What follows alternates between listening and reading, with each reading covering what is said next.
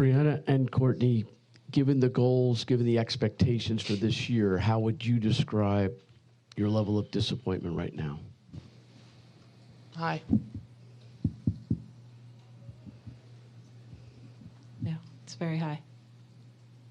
How did the play that you drew up, was that similar or different to the play that actually ended up happening? And B, why not put the ball in the hands of Subria Ionescu in that possession? Thank you. Okay, good question. But I put the ball in the hands of the MVP because we trust her. And it just didn't work out today. So obviously Sabrina and her were in the action, but it ended up with Brianna at the end. So it was just her trying to make a play from there. So, I think I still do it again. I still make that's the right call.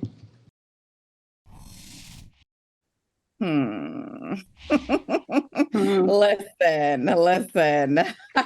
So much to unpack there, but let's welcome Subria Whitaker and Dawn Montgomery to the show. I cannot wait to dive into this with you two and Kelsey Nicole Nelson. So, and we have so much to get into from even what's happening today. So, did she put the ball in the right hand, Subria? Let's start there.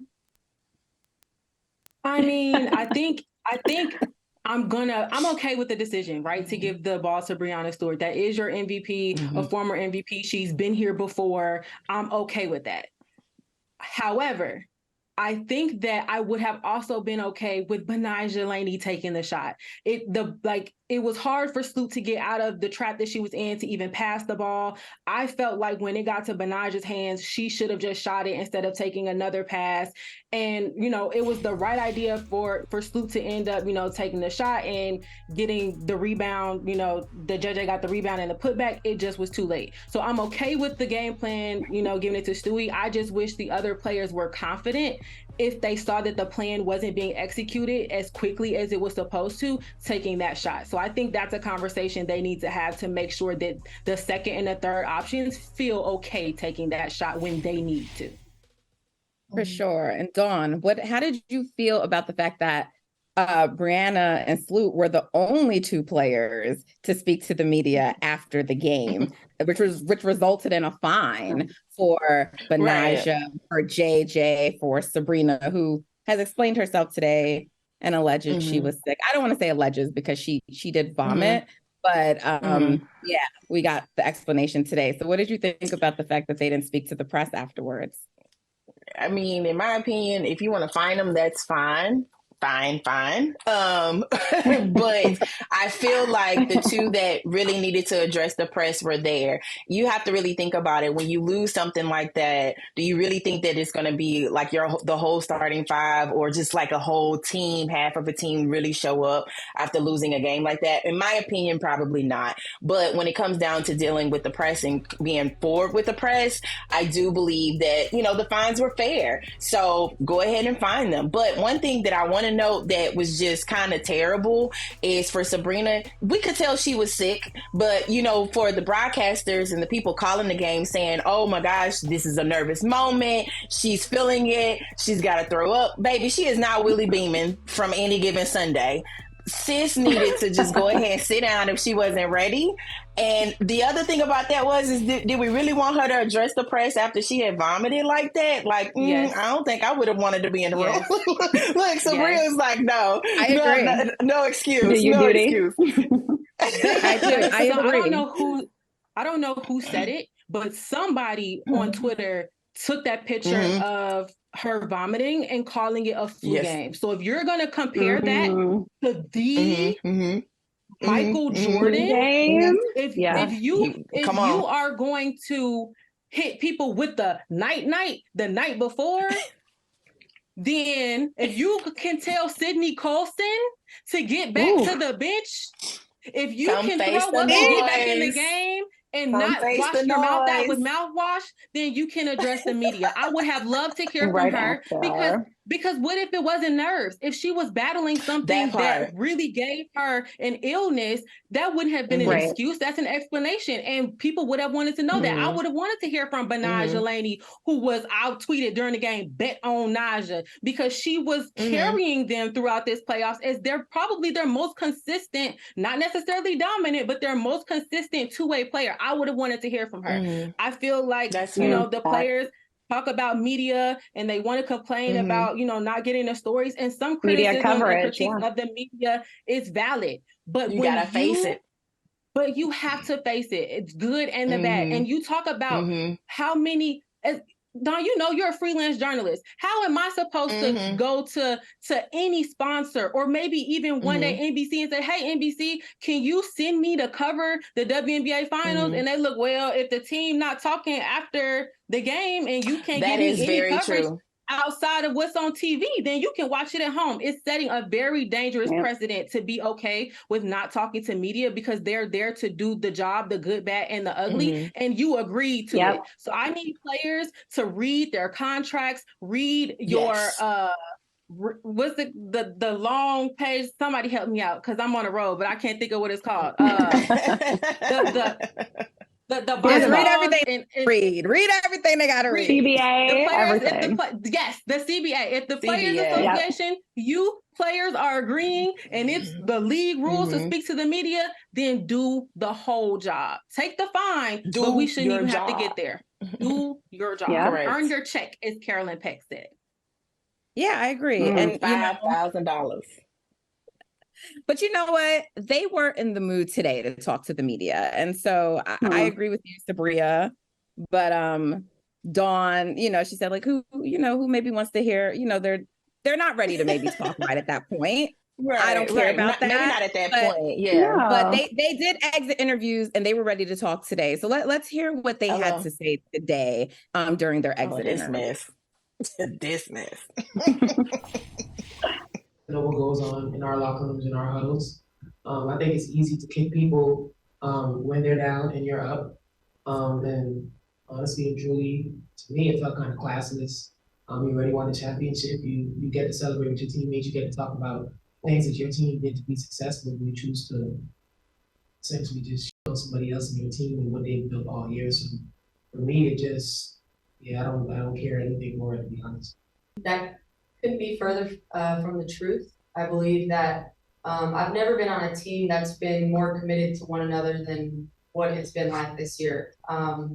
We had players from all over come together in such a short amount of time and commit to one another, commit to role changes to try and win. And for a team as new as we were with so many different role changes to come in and be in a finals is unheard of. And so obviously people are going to say what they want, but I believe us at the core understand the commitment that we had to each other to get to this point.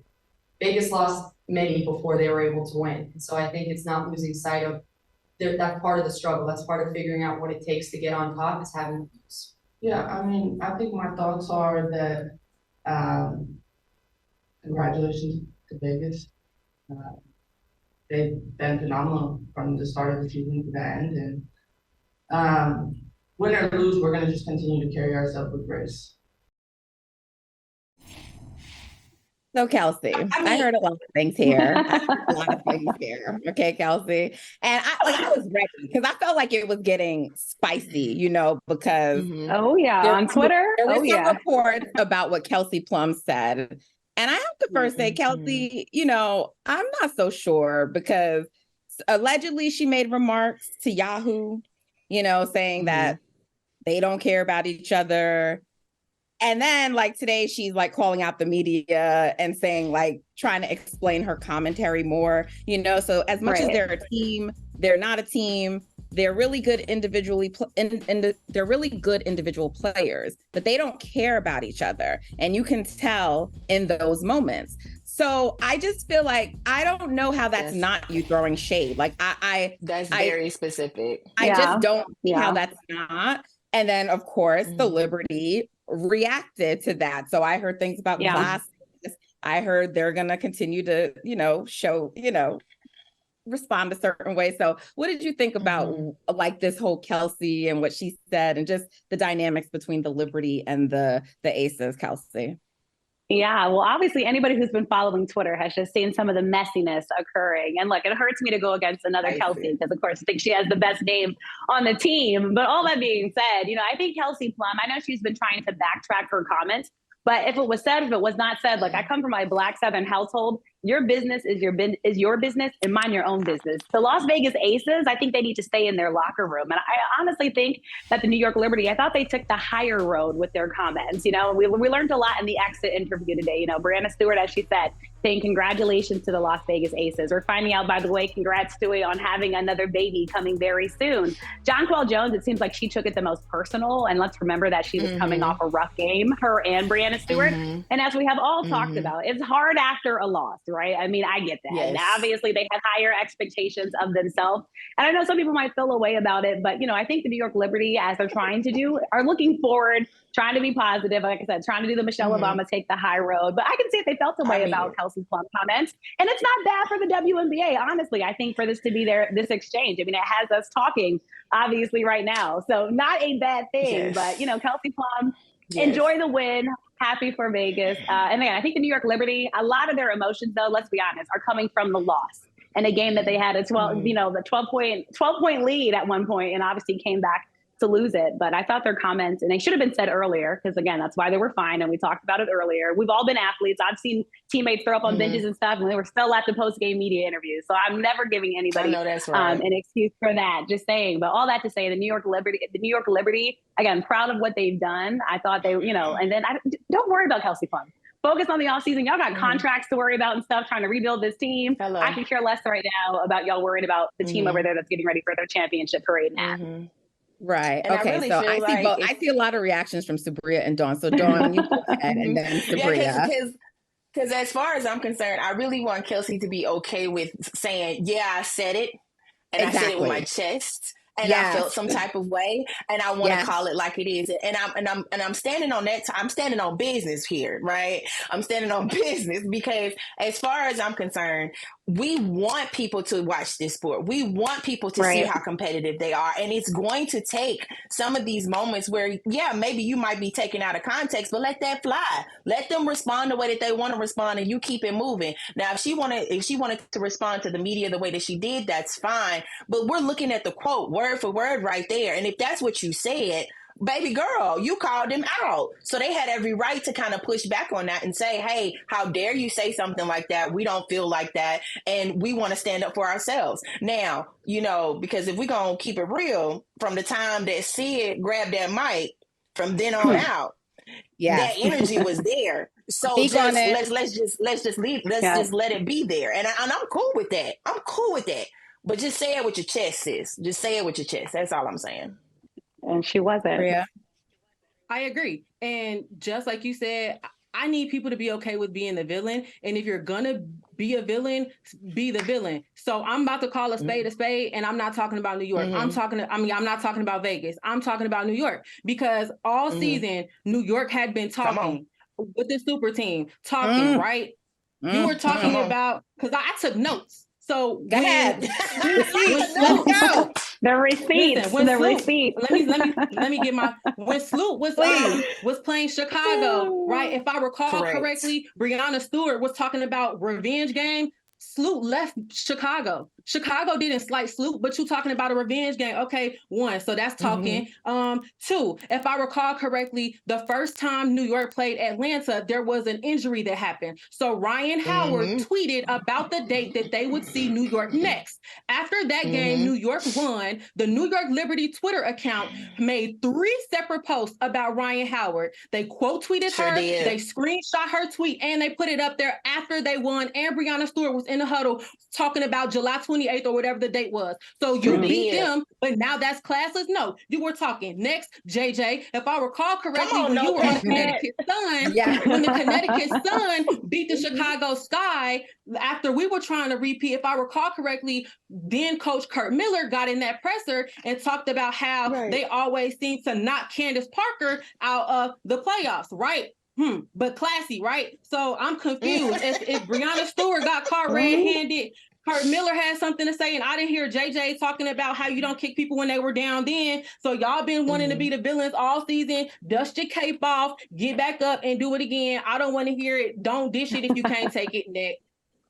Exactly. That part. Okay. And I just want to go very quickly. Everyone, just give me your quick 30 seconds. But I want to know what's next for the Liberty, because I see this question being posed, and I'm like, what you mean? They just keep going? Because I mean, you made it to the finals, you fixed the weaknesses, but today JJ indicated in her exit interview, she said, if I stay, and Sabrina's talking about talk to me before you make any decisions. So that's interesting to me. So again, just want to make this quick because we got more WNBA to get into, but I'll just go around the room. I'm going to start with Kelsey, and then Dawn and Subria, you close us out. Go ahead, Kelsey.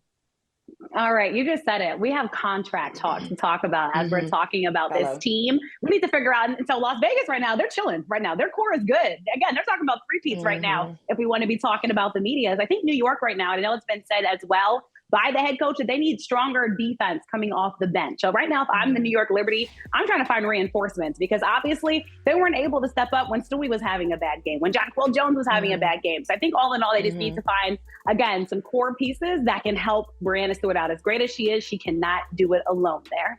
So all in all, New York Liberty will be strong, but right now the Las Vegas Aces are still stronger. Right. And I'm going to piggyback off of that as far as the bench is concerned, because that was my main thing that I was able to notice, even watching them during the regular season, especially after, all of that talk back and forth with the dream and things like that. But seeing them physically in person, they don't necessarily have a bench. So in that light, what the Liberty needs to be looking at is who's quite possibly going to jump into the WNBA draft and who they can grab defensively that can come off the bench and really deliver immediately. So they need to find their 6th, 7th, 8th woman. You know what I'm saying? So they need to just pay attention to this coming season of women's basketball, and I'm looking forward to that overall.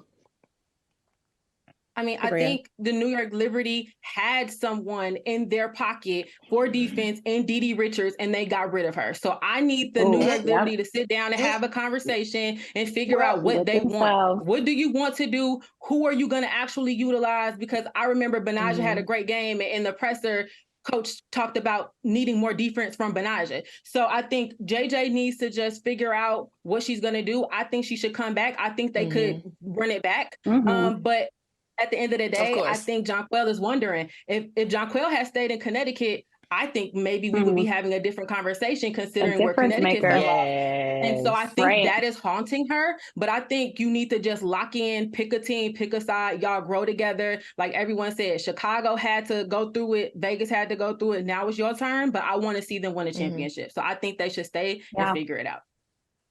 Well, on that note, I want to say I don't want to see them win. I don't want to see that. But I mean, listen, John wants nothing positive. I want to see a rivalry emerge. So that's what I want. That's why I do too. But remember, New York has one of the best brands in the WNBA as an OG team, and they are the only OG team with no championship. They got to stop hanging the Commissioner's Cup banners. Get them a final. It's for the growth of the game. Yep.